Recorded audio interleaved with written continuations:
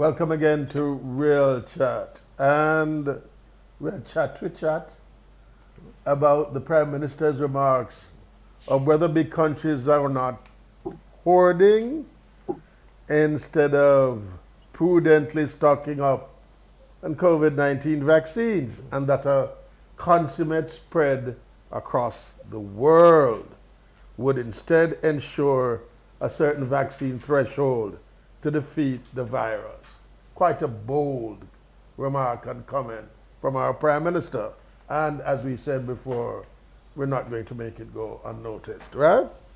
Here we are with Associate Professor Alverston Bailey, occupational physician and clinical toxicologist of the University of Technology. Is the Prime Minister making a point here, or is this just perhaps his own frustration? What is this that we're seeing here, Dr. Bailey? Okay, sir. Thanks for having me. I did note the Prime Minister's comments, and the Prime Minister actually does have a point, and I don't particularly like to use the word hoarding. I'd be more inclined to say that they are stockpiling. Right. Because hoarding suggests that you don't necessarily need it. Medium, right. Right. So my thought about the matter is that it is purely a question of supply and demand. When you look at this in proper perspective, to immunize the whole world with a population of 7.8 billion, you would actually need 15.6 billion doses at a price of 35 euros per dose. That's some serious money. Now, of interest, only 3 vaccines have been approved to date. That is Pfizer, Moderna, and AstraZeneca. All the others are just in their developmental stages. Right. And there's no guarantee that they will be safe and effective. So what the affluent countries are doing is really involving what they know has become a race against time. Why do I say that? Because with the advent of the COVID strain, the new COVID strain, which as of yesterday was now in 50 countries, and they have found a variant in Britain, they have found a variant in Japan, Australia, in Japan, and in Japan, and also South Africa. in South Africa. There you are, sir. So the variants are now emerging, and experts recognize that the virus, in my opinion, seem to have developed this kind of artificial intelligence, recognizing that the vaccines are coming. It is changing. Yes. Now the developed countries have done something which is basically in their own self-interest, because the companies who are developing the vaccines have actually stated that they can only provide 12 billion doses by the end of this year. And I need to say, let me just add here that the Duke University, a recent report saying that big countries have 4.1 billion, I'm almost sure of that number, right? Yeah, yes. The vaccines, right? Yes. The medium countries, 2.1, and those that can, shall we say, take care of themselves, 1.1 billion. So of that 12 billion, the rest of us are scrambling around with it then. Right. And so therein lies the problem, because I think because of this quote-unquote no race against time, they would like to vaccinate all their citizens as soon as possible. But here lies the problem now. The vaccine has been shown to prevent you from developing COVID symptoms. But the vaccine has not been shown to prevent you from transmitting the virus, which is very worrisome. Wow, yes. Whoa. Very, very worrisome. And so I needed to say that again, Dr. Bailey. the vaccine, the AstraZeneca, the Pfizer, and the Moderna vaccine were shown to prevent you from developing symptoms of COVID-19. But the experts have said it does not in any way guarantee that you might not transmit the virus if you have it. Now, this is why, in fact, they are actually inviting everyone to still continue to practice the mask wearing and social distancing because we are basically drifting in uncharted seas right now. And so that is part of the challenge that we face. And so the affluent countries are buying up all the vaccines. And what bothers me really is that with respect to Jamaica, that we are part of this organization called COVAX. Yes. And COVAX has, what I like to say, has graciously decided to give us 292,000 doses by the end of April. Now, you might be interested to know that for us to gain herd immunity in Jamaica, which is 70% of the population, we need 2.1 million doses. And so COVAX has gratuitously decided that based on the 190 countries that are part of this arrangement, that Jamaica can only get 292. What it means, therefore, we are looking at a deficit of roughly 1.3 million doses to immunize the whole country, which is why the minister has decided quite smartly that he's going to ask other countries to assist us with gaining vaccines. But the problem But, is But yes, but there's scarcity all around. all around, and he has right, been forced right, to, rather, right. but He has no choice. he has no choice. He has no choice but to ask. But the challenge we're faced with is that most of the other vaccines are still in either Trial phase stage. 2 or phase 3. Right. And there's no guarantee that they will prove to be effective or safe. With, So, that which is proven, Doc, yes. are we looking at a situation of black marketing then? Because, I mean, we are seeing competition from the rich. They don't want to be first in line. They have the money if there's a price escalation. And then because of the treatment schedule, you look at in Jamaica here, where we hear that people are privately testing for The antigen, yeah. the antigen testing instead of the PCR. Right. We're going to work out all of this. No, you've touched on a point that is quite worrisome because, you know, it's like bootlegging in this thing. Yes.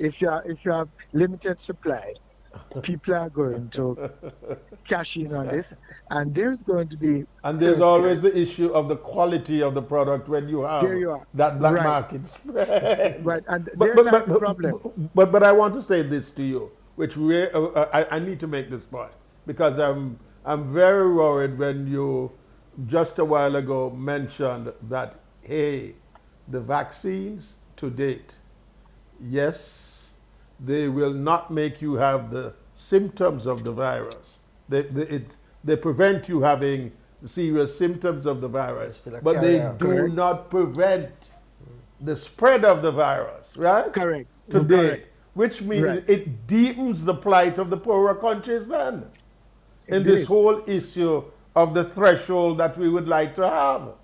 You know, it's interesting that you say that because we're thinking about that. It means, for example, if tourists come to Jamaica and they are vaccinated, they could very well be happily transmitting it to us, you know. Same way. Right? And you know, this is very worrisome because I unearthed that information just yesterday, and I said, "Oh Lord, this is a problem then." So the tourists from Europe and North America, they come, they're vaccinated, and they might very well be carrying the virus with them, and happily give it to all the workers at the hotel.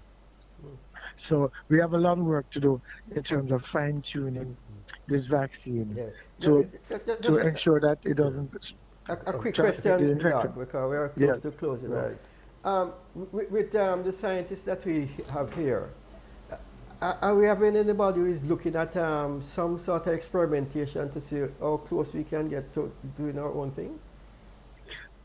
You know, we need to link up with Cuba That's because what we Cuba need to do. is way ahead of us. in terms of vaccine development. And Cuba now actually has 4 vaccines that they're working on.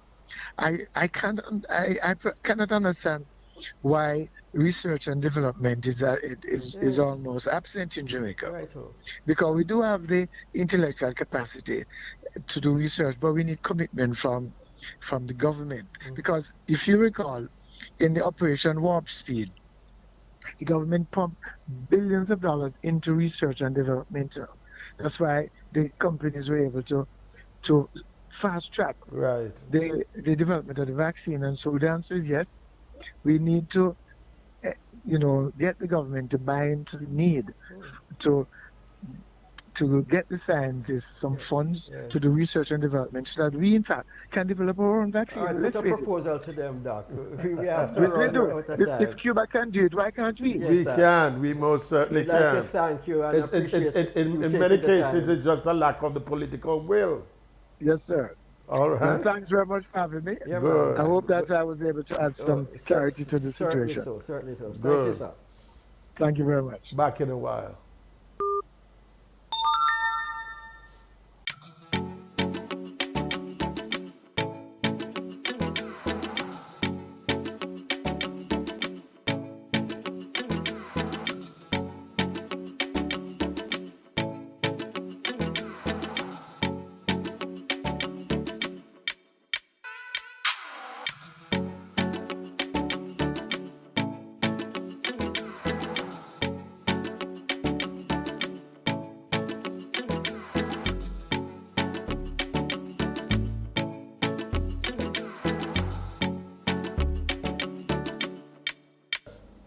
Very interesting discussion there with Dr. Bailey.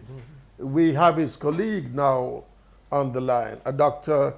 Kenneth, a Dr. Kevin Harvey, beg your pardon, who is the Dean of the Department, right, of Public Health at UTEC. Welcome, sir. Thank you very much. I'm the head of the public health school.